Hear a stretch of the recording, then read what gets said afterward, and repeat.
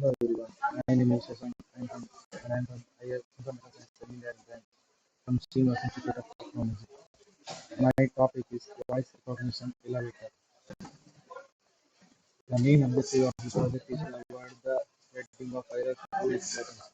Here we give viewing voice commands to control the lift issue. And this is very helpful for the reason elevator can both mix of qualitative and quantitative data. Person can still voice to control the elevator. The speech recognition is a system that functions to convert spoken language into the input data. The system input is human speech. It has advantages and disadvantages too. Advantages of talking is more faster than typing. It adds value to both the elevator and buildings by giving a sense of luxury and high technology. It does not need mechanical maintenance.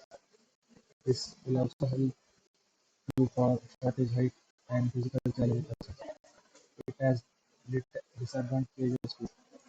Mainly, it will not work properly in mass environment. At sometimes multiple papers may declare the result. It's very expensive to implement this project.